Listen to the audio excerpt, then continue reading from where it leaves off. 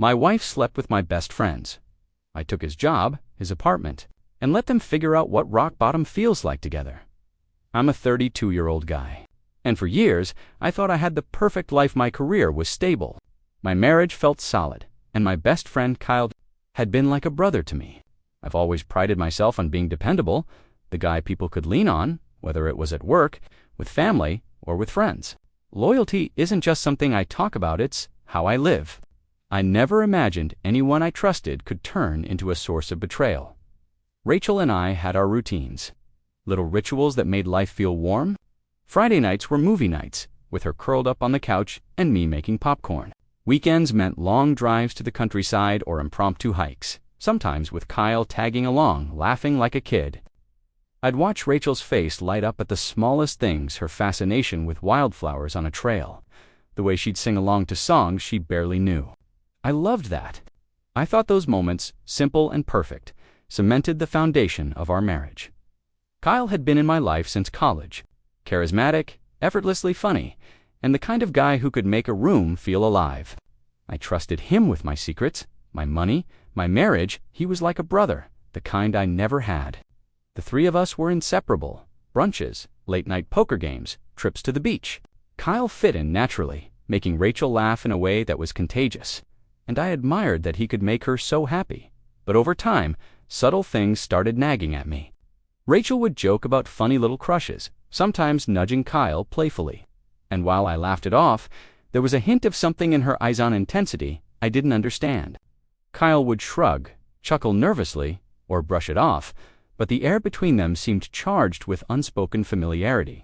I told myself I was imagining things one evening. Watching them laugh over some shared memory, I felt a strange pit in my stomach. There was an ease, a closeness, in the way they leaned toward each other that made my chest tighten. I couldn't shake it, no matter how I tried. Something between Rachel and Kyle had shifted, and I had no idea what was coming. It started small, almost imperceptible at first. Rachel would come home a little later than usual. Her excuse always traffic or stopping by the store. But sometimes she'd smell different perfume I didn't recognize, a faint trace of cologne that made my stomach twist. Kyle started acting oddly too. He'd glance at me a little too quickly when I entered a room, or laugh a fraction too loudly at Rachel's jokes, as if testing the waters. I wanted to trust them. I really did, but my gut told me something was off, and that instinct gnawed at me day after day. I tried to rationalize it, telling myself I was just imagining things. "You're being paranoid," I muttered to my reflection in the bathroom mirror one night, rubbing my eyes. "You've seen too many TV dramas. Calm down." Yet, every little thing kept piling up. The whispered phone calls Rachel would pretend were work, the subtle tension when Kyle and I discussed plans, the way Rachel would brush her hair differently when he was around. It was like there was a secret I wasn't allowed to see. One Saturday, we were lounging on the couch, watching some old comedy. When Rachel whispered something to Kyle, I pretended not to notice. But my ears caught fragments something about last night and didn't want him to know. My chest tightened. I froze, unsure whether to confront them or to swallow my fear and hope I was wrong. Kyle glanced at me then, a flicker of guilt. Was it something else? Crossing his face, I wanted to ask, but the words lodged in my throat. Even our weekends, once filled with carefree laughter and hikes, began to feel different. Rachel's attention seemed to drift when I spoke, and Kyle's jokes sometimes carried a shade of something I couldn't place.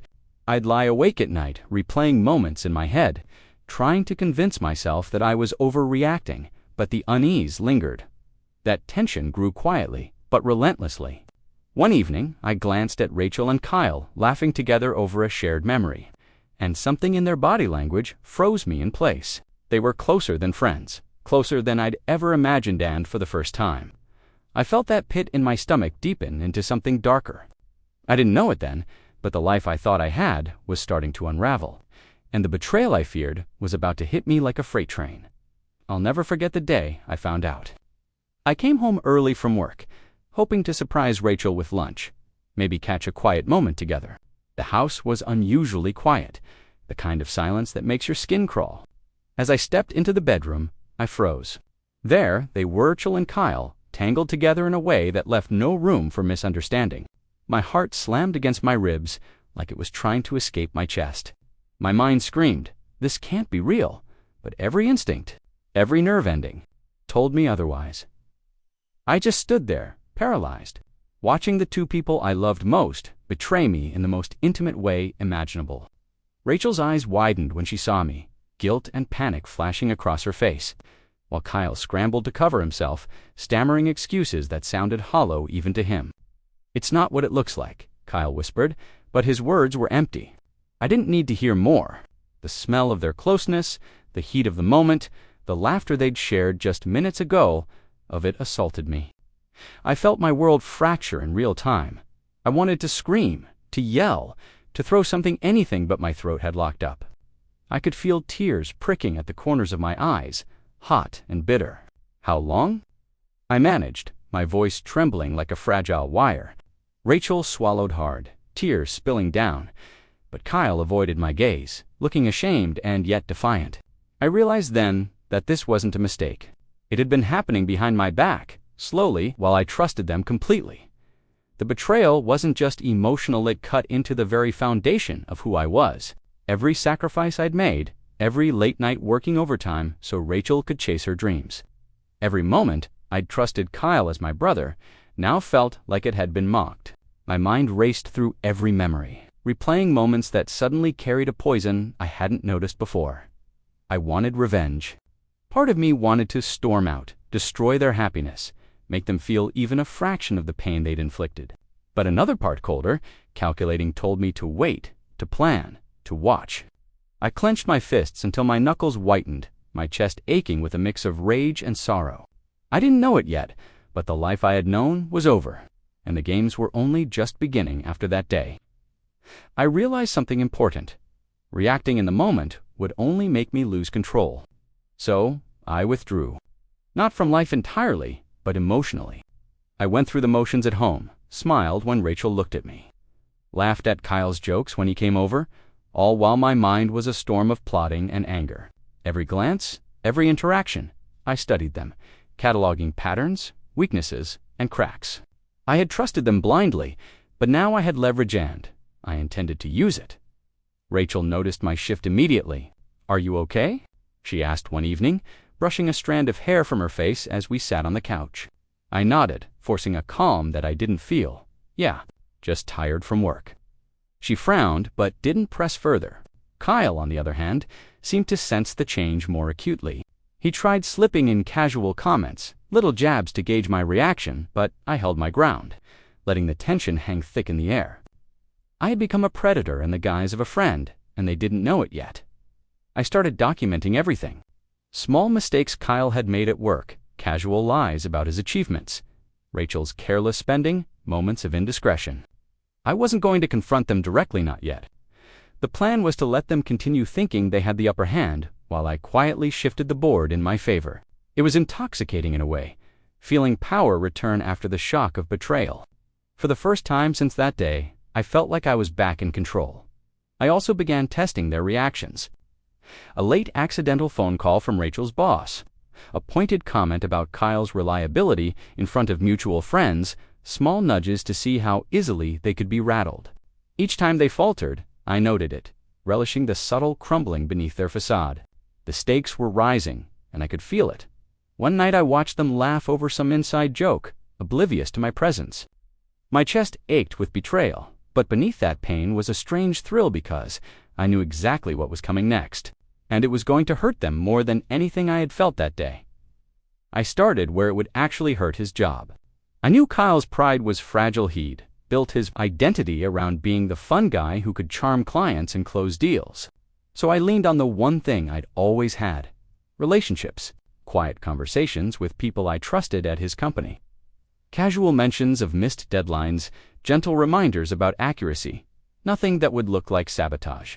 I volunteered to help on a joint project because I had time, and once inside, I made sure the parts Kyle was responsible for were exposed documents with small, explainable errors that only someone paying attention would notice. At first, it was nothing dramatic. An email questioning a report here, a client asking for clarification there. I watched Kyle's confidence wobble like a glass on a table. He tried to laugh it off in front of colleagues. "Just a hiccup. We've got it covered." but those hiccups multiplied. I felt a hollow vindication each time I saw him tighten when his manager called him into a meeting. Inside, I battled a mess of emotions, triumph mixed with a nauseous sadness at how far things had fallen. Rachel noticed his stress and tried to comfort him. "It's just work. Babe, you'll bounce back," but I could tell she was framing it like external pressure, not the tidal wave we were nudging. Once, when he stormed out of the apartment after a terse phone call, I let the door close and stayed silent, hearing the hatred in my own pulse. Kyle's jokes at brunch grew forced. He started over-explaining himself to clients. Friends who had once praised his charm now asked pointed questions about reliability. He was on edge. I kept playing the part of the supportive friend, in public lapping his ideas at meetings, praising his teamwork while privately ensuring those same ideas were questioned, rechecked, and overshadowed. The slow erosion continued, and Kyle began to sense that someone, somewhere, was working against him. He searched faces for enemies and found none with the one person he should have suspected standing beside him. Smiling, just when I thought the plan was unfolding perfectly, I discovered something that made the stakes skyrocket. Rachel had been hiding more than just a few indiscretions. She had secretly drained a credit card I hadn't known existed and taken out small loans under her name, racking up debt while Kyle had no idea. My jaw dropped when I saw the statements, the late fees piling up, the interest growing like a shadow over everything they thought was safe. Suddenly, the betrayal wasn't just emotional, it was financial, and that changed everything. For a moment, I considered letting this slide, reasoning that karma was already doing its work, but then I realized how vulnerable both of them were. Kyle was already teetering professionally, and now their financial house of cards was shaking. I started connecting the dots, the flirtations, the whispered conversations, the late-night spending sprees. They weren't just indiscretions. They were reckless, careless acts that left them exposed, and I had the perfect vantage point to watch it all collapse. I began ramping up the pressure, subtly pushing both fronts simultaneously. At Kyle's job, I highlighted minor mistakes he had overlooked, ensuring they became visible to his supervisors. I casually reminded Rachel of missed payments in friendly concern, each mention a sting she didn't see coming. They were both walking a tightrope without realizing the wire was fraying beneath their feet. At home, tension became a tangible thing. Rachel's laughter became sharper, forced. Kyle's charm waned under the stress. Even in small gatherings, I noticed the subtle looks they exchanged: guilt and panic, fighting with defiance.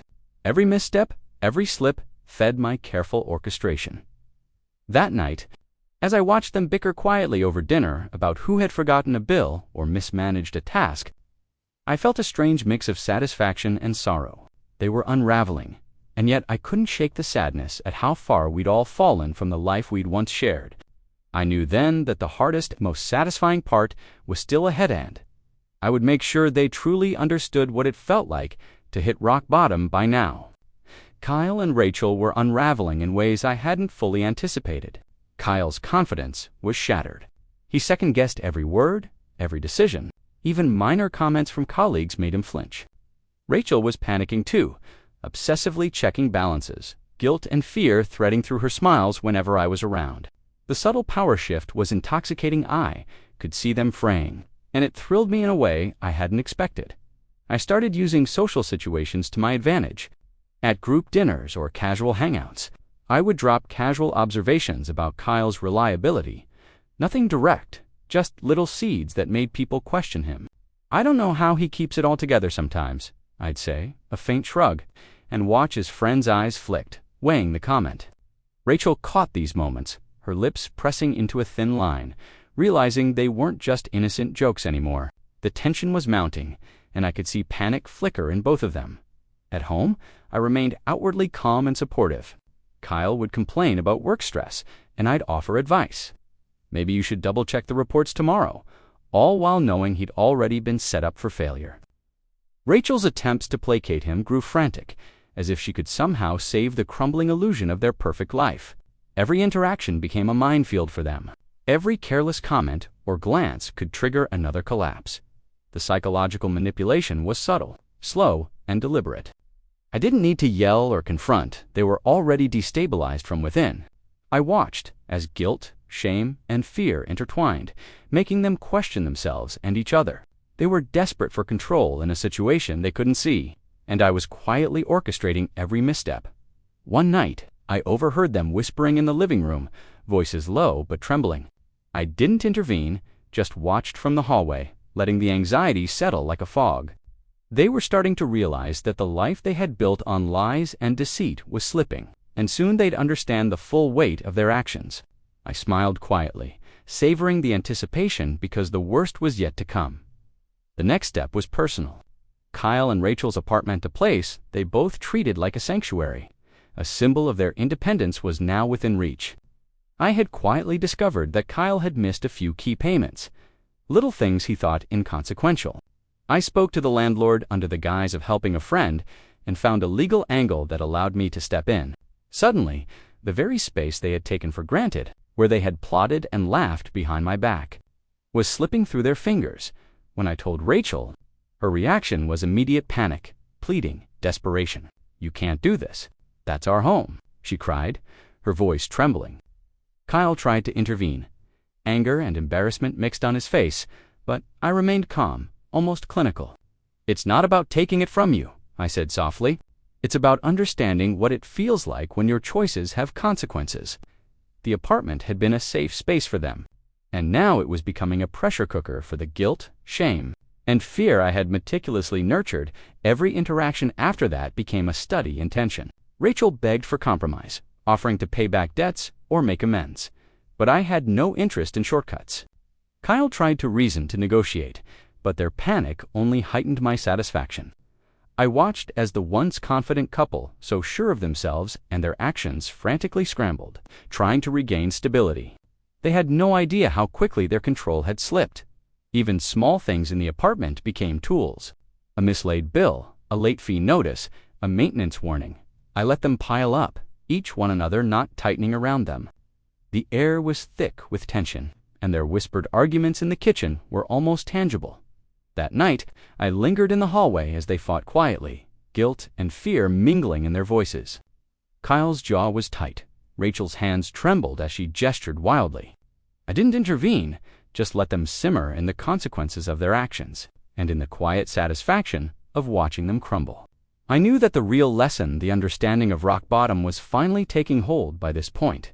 The weight of their own choices was crushing Kyle and Rachel. Kyle had been formally reprimanded at work, his mistakes laid bare for everyone to see, while Rachel's debts and reckless spending had become impossible to hide. They were fighting constantly, each blaming the other for the collapse of the life they had built together. I watched silently from the sidelines, heart heavy with a mixture of vindication and sorrow. The people I had loved, the life I had thought I'd trusted, were now teetering on the edge of ruin, and they didn't even know who was holding the final pieces that night. I heard them argue in whispers, so fierce they sounded like shouts. "You promised you'd handle it." Rachel's voice trembled, half anger, half fear. Kyle snapped back. "I can't fix what you've been doing behind my back." Every word, every accusation, laid bare the tension I had been carefully orchestrating. I stayed in the hallway, just beyond their view, feeling a strange calm as their world imploded around them. The apartment that had once symbolized freedom and love now echoed with panic and regret.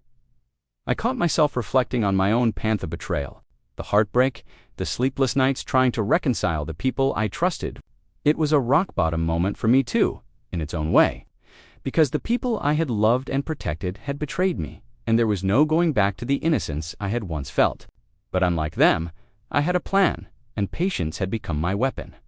Kyle and Rachel clung to each other in the wreckage, trying to salvage something from the chaos, but the cracks were irreparable. Their trust in each other was fractured, their security vanished, and every gesture was laced with suspicion and guilt.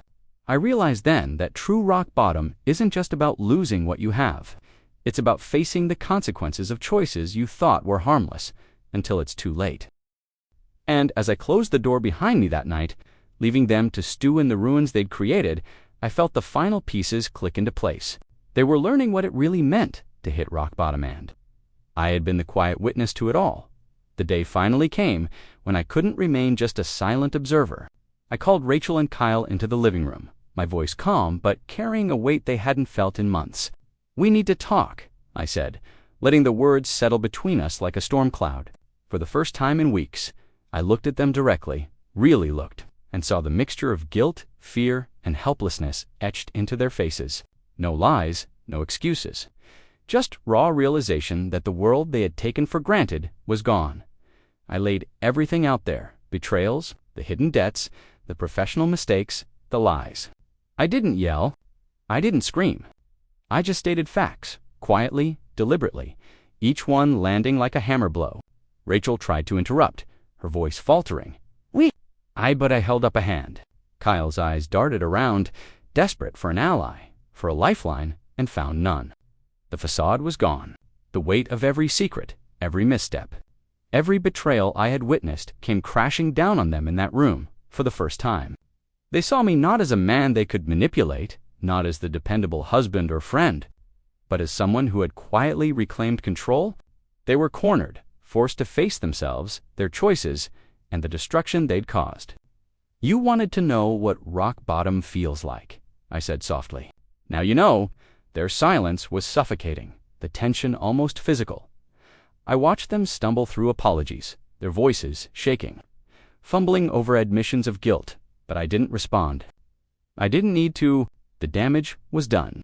The lesson had landed, and in that silence, I felt a strange release to heartbreak, the betrayal, the furial settling into something quieter, sharper, control regained, dignity restored. I stepped back, letting them sit with the weight of their own actions, realizing that closure doesn't always require reconciliation. Sometimes it's about standing firm, holding your ground, and letting truth speak louder than any argument. And in that moment, I knew I had finally achieved the closure I had been craving all along in the days that followed. I reflected on everything that had happened: the betrayal, the calculated revenge, the slow unraveling of their lives. It was hard not to feel a lingering sting of sadness. These were people I had loved deeply, friends I had trusted with my heart. But I realized something essential. Trust is earned, and boundaries exist for a reason. I had been too forgiving once, too willing to give people the benefit of the doubt, and that had nearly destroyed me. Now, I understood the power of patience, observation, and holding people accountable without losing myself in the process. Kyle and Rachel were living consequences in real time. Kyle's professional reputation was fractured, leaving him hesitant and self-conscious in every interaction. Rachel, weighed down by debt and social embarrassment, moved through each day with a careful, guarded anxiety. They couldn't blame anyone but themselves, and I watched from a distance, knowing that every desperate glance, every whispered argument, every tense silence was the lesson landing exactly as it should. Karma wasn't instantaneous, but in their case, it was unavoidable. I also learned about the depth of my own resilience. Seeing people I loved crumble while I remained steady reminded me that strength isn't loud or aggressive, it's quiet, deliberate, and unshakable. I'd survived heartbreak, betrayal, and manipulation, and I hadn't just endured. I had regained my life, my dignity, and my control. That knowledge was empowering in a way that no revenge alone could have achieved. Friends and colleagues noticed the change in me: not arrogance or malice, but calm confidence, a presence that demanded respect without seeking approval. I understood that empowerment wasn't about punishment, but about reclaiming your space, your choices, and your peace of mind. And even though part of me mourned what could have been, I couldn't deny the satisfaction of knowing that Kyle and Rachel were now confronted with reality, the full weight of their actions. They had learned painfully and thoroughly what it meant to hit rock bottom. And I had learned something just as important: that true closure comes from strength, not revenge. By the time I fully stepped back, the storm had passed. Kyle and Rachel were left to navigate the ruins of the life they'd built, tangled in guilt, shame, and the consequences of their own choices. I didn't need to intervene anymore. The apartment, the jobs, the social humiliation they were experiencing, it all in real time, and it was enough. I felt a strange calm watching them confront the fallout themselves. The suspense, the tension, the constant fear they had unknowingly lived under had become their reality. For me, life slowly started to feel lighter. I returned to my routines, but now there was a clarity and freedom I hadn't felt in years. I focused on work, on friendships, on the small joys that didn't involve constant betrayal or second-guessing. I realized that empowerment isn't revenge, which were claiming your life and refusing to let anyone else dictate your peace. I had been hurt, yes, deeply, but I had also emerged stronger, wiser, and in control. I even began opening myself to small joys I'd neglected. Late-night runs under the streetlights, quiet coffee at the corner cafe, books I'd meant to read for years. The small, peaceful moments reminded me that life wasn't just about chaos, and betrayal it was about resilience, self-respect, and finding happiness on your own terms. And then, one evening, I caught a glimpse of Kyle and Rachel from a distance. Walking down the street together, tense and awkward, they were still entwined by circumstance, still trying to salvage something from the wreckage they'd caused. I felt no satisfaction in gloating, only a quiet sense that justice had taken its natural course. They were learning, painfully, that actions have consequences.